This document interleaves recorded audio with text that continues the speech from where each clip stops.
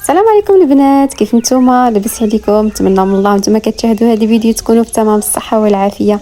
معكم خديجه من قناه وولد اوف دوجا.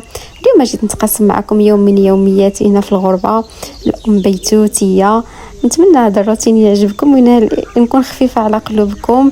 واللي كيشاهد القناه ديالي اول مره ما يبخلش عليا باشتراك وتفعيل الجرس باش يوصلوا كل جديد، واللي مشترك في القناه ما يبخلش عليا بلي لايك وتعليق مزيون بحالكم.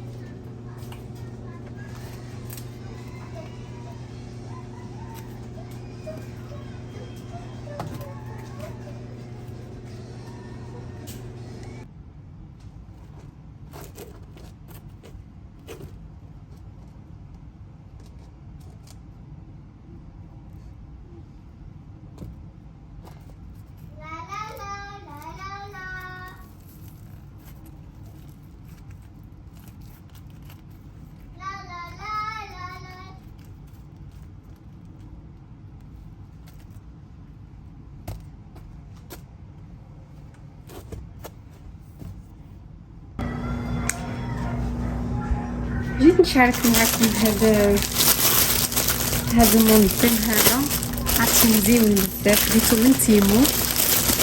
كينظم عرفتي البطاطا، الحوايج، لي زور، اي حاجه عندكم زايده كيتخشى. خديت من هادو 3 من تيمو. حتى كيجيو قداش كبارين، راه ما تخشيو فيهم وما تنظموا فيهم.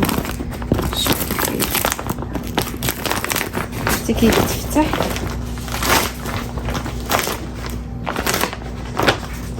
عرفتي كبير قداش كيتخشى تحت الناموسيه. هذا كيتعمر داك لي سباس الخاوي اللي كيبقى تحت الناموسيه. الا ما عندكش لي رونجمون تحت الناموسيه تقدري تعملي غير هادو. صراحه الله نفعوني انا، والله نفعوني في التنظيم. عرفتي هذه باقي ما عمرتها، عمرت 2 هذه باقا. شوف قداش كيجيو. شوف هذه عرفتي عمرت فيها وباقا خاويه. عرفتي قداش كيجيو. عمرت هنايا البطاطا، ديك الكويشات الصغارين الناموسيه كيتشدوا بالسناسل من هنايا. شو باقي خاوي، باقي راه ما نعمرها. عمرت اخضر. شفتي كي كيجيو هايدا كيتشدوا بالسنسله وكيتعمروا. وعندهم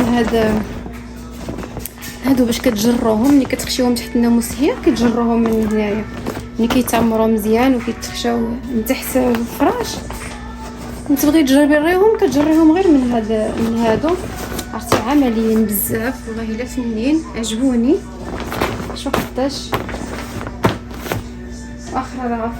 وهذه هي هنايا في الارض تاهي عمرتها بالكورتشات هذوك الكافر نتاع الناموسيه. عمرتهم حتى هما في المخدات والكفرات عاوتاني نتاع بنتي ديال الناموسيه ديالها. والله الا عرفتي عمليين. شوف هذه هنايا عمرتها، هذه هي باقا هنايا عاد كنعمر فيها. واخرى باقا خاويه حتى هي عاوتاني غنجمع فيها داكشي اللي عندي زايد. وغادي نخشيهم من تحت من هنايا، غادي نخشيهم من تحت. الناموسيه كيتخشاو بواحد السهوله ويتجبدوا بواحد السهوله.